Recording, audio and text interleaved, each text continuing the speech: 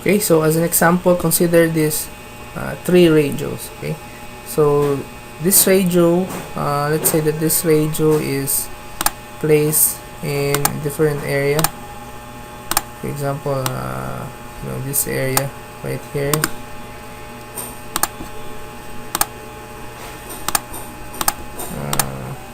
Okay. Something like this.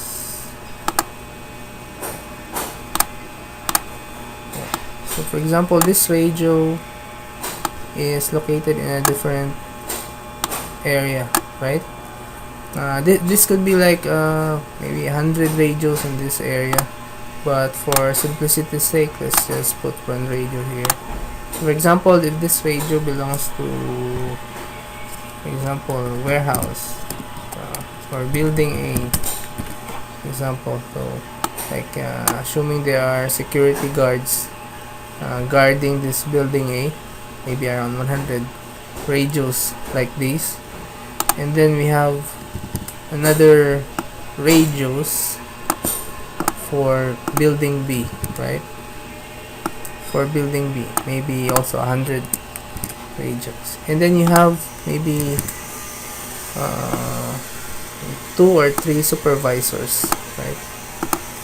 It's called 2 or 3 radios that are supervisors, like the boss of these security guards. Okay, so these radios, the goal here is to put 3 channels.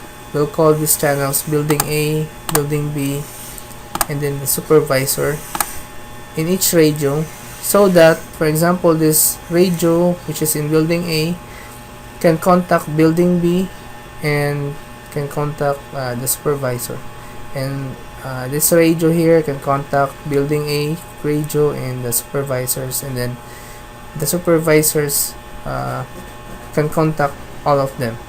Okay, so let's create 3 channels per radio. Now, as I've said, these radios would be representative of maybe hundreds of radios being used in building A and B, and then supervisor. Okay, now this radio can also contact can broadcast other radios inside building A using the same channel building A, and this one can also contact the same channel using building B. But the supervisor we also need to create a channel in which the supervisor can contact both building B and A at the same time. Okay, now another feature of DMR is that for example, if this radio in building A will contact another radio or will broadcast call to other radios inside building A, building B, the channel of building B will never know what building A is talking, so each has its own privacy. Okay, so let's create these 3 channels for the 3 radios.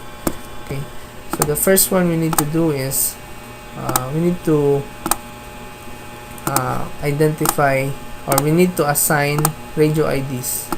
Okay, so radio ID is the unique ID of each radio. So every radio has its own unique radio ID in the DMR system or in a DMR setup.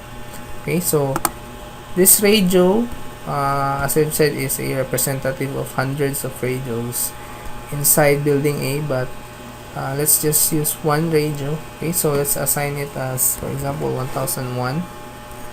Okay, and then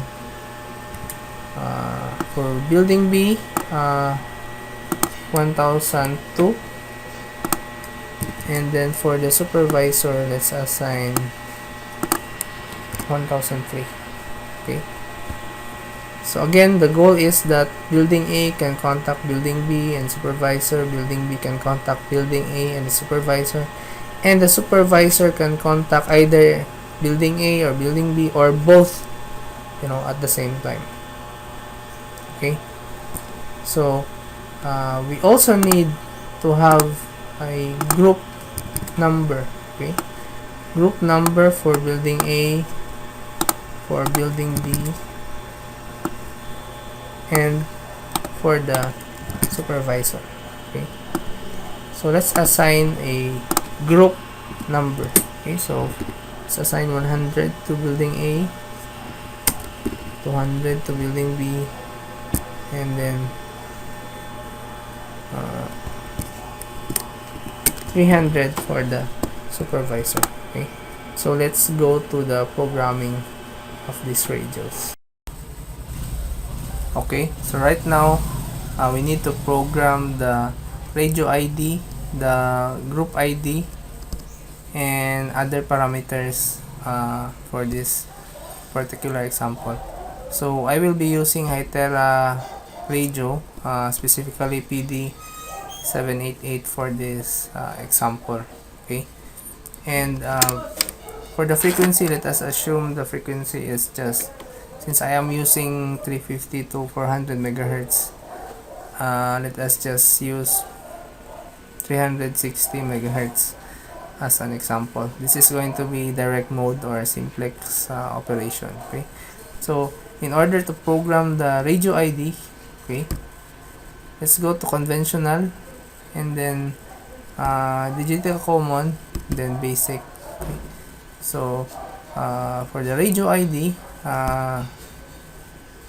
let's for example, if we use building this radio, the radio ID for this radio is 1001. So again, the radio ID is unique for every radio. So if you have another radio here that is being used inside building A, then the radio ID would be 1002, so on and so forth.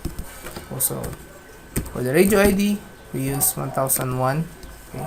Then next, we need to program the three different group IDs for three different talk groups to be used in three different channels. Okay, so just to give you where we will be putting that, so let us check the digital channel. For example, this channel, digital channel right here. Okay, let's change it to 360. Okay, so we need to put the TX group number in the TX contact name and the RX group list. Okay, so in order to program the group number, we go to DMR services and then contact. Okay, so let us add the three contact group number to this contact list. So for group call, we just edit 100, then let's call this building A. Okay, I'd like to call it the same name for that particular purpose. So building B would be 200, and lastly the supervisor is 300. Okay, supervisor 300. Okay, then next we need to work on the RX group list. Okay, so what is this RX group list? RX group list is the list wherein the list in which it will, the list of the group numbers or the group ID in which that particular channel will receive. Okay, so for example, in this in this channel, okay, for example, if we change the name of this channel to building A, okay, then the idea of this channel is that it will transmit the signal, okay, to the group of building A, right? And then it will receive broadcast from the ones that are sending, the ones that are transmitting using the group of building A. Okay, so for this RX group list, we need to add, okay, building A, name it as building A, and then add the members as building A. Okay, if for example in this case, digital channel, okay, let's use slot 1, let's just use, okay, maybe we can use the trunk, or maybe let's just use slot 1. Okay, for this example, building A, the receive group list is building A, and since the member of building A is just building A, then it will only receive signals from the radios that transmit under building A channel. Okay,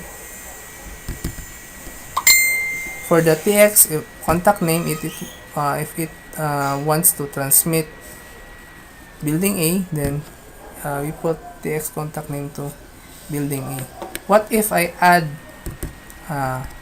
in RX group list under building A, if I add building B, okay, then using this channel, if I transmit using this channel, building A, I will be able to transmit and broadcast in the building A channel, but I will receive not just building A but also building B signals, okay, or building A transmissions. Okay, so that it will defeat the purpose of putting a channel of building A. Okay, so let us remove this building B and just use it for building A purposes. Okay, if you want to add another group, okay, so this channel is already building A, so let's add another channel for building B, right? So we put it building B, slot 1, okay, and then whatever it's put in here, because you're just using one set of frequency, direct mode operation, so let's use the same frequency, 360. So under channel building B, we will transmit at building B group ID, the group ID of building B. But under RX group list, we will also receive any transmission coming from building B. Okay, so let's add another RX group list here, this time for building B. Okay, therefore this way we can receive transmissions from building B. So this is building B, this should be building B, okay, and building A. Okay, so finally we add the supervisor. Okay, so let's name this group or this channel supervisor. That way you can contact the supervisor. Okay, and then for the channel or the frequency, we use the same frequency, 360. Okay, so for the transmit, we need to use the group ID of the supervisor, which is in here. Okay, 300. For the RX group list, we need to also to add, okay, the supervisor. Okay, so let's name it supervisor, then add the supervisor for the member. Okay, so if you use this channel, okay, building A, it will transmit at building A channel, and it will receive any information coming from building A. And same with building A is building B. If you use building B, will transmit at building B and you will receive at building B. Okay, and then finally for supervisor, you can transmit at supervisor and then you can receive information from anyone using that same channel of supervisor. Finally, we can add all of this channel to the zone. So as you can see in your in the standard radio, it has 16 channels, right? So you decide which is channel 1, which is channel 2, and which is channel 3. So in this case, we use building E as channel 1, okay, building B as channel 2, and then building C as channel 1 for building A, channel 2 for building B, and then channel 3 for the supervisor. So that is how you program the building A radios and the building B radios. But then there is a slight difference when you program the supervisor.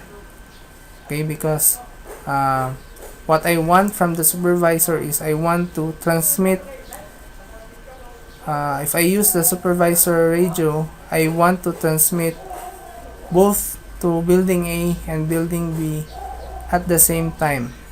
Okay, at the same time.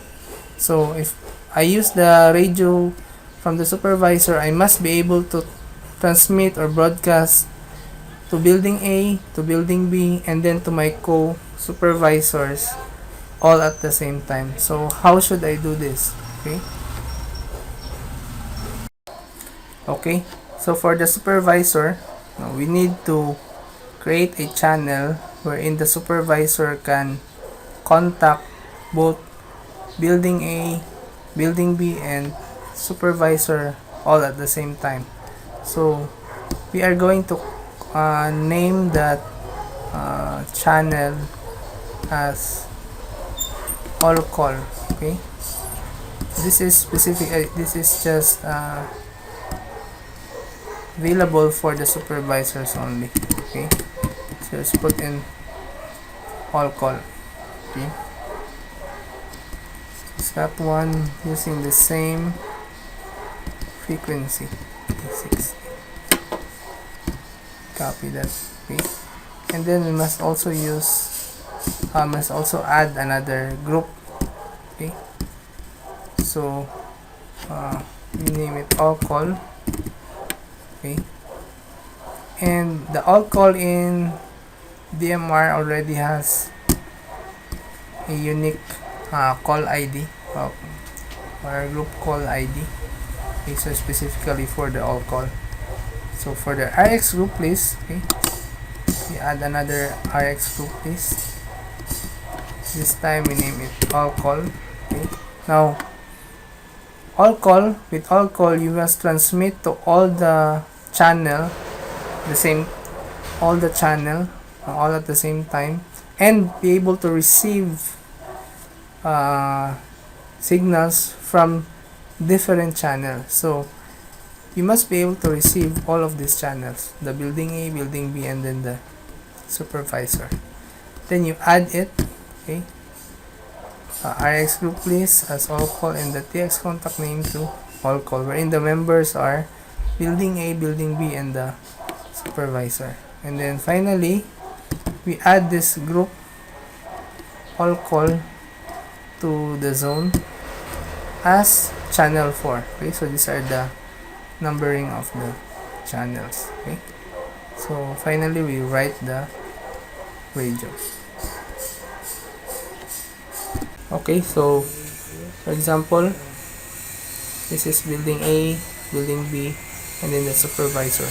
Okay, so let's try contacting building A. Okay, building A, and then assuming that these radios are in building A. So for example, if I want to call as a supervisor, I want to contact building A. Okay, then I will just transmit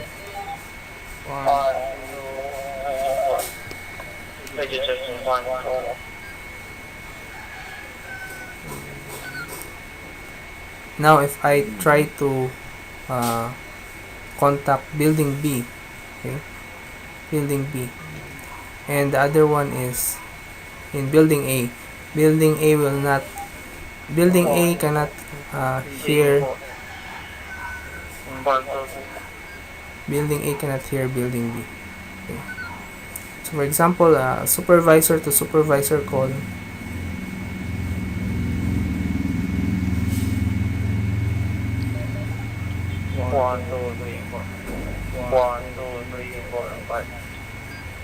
Okay, and finally, if I use all call, then everyone will hear it. Building A, building B, and all others can hear it.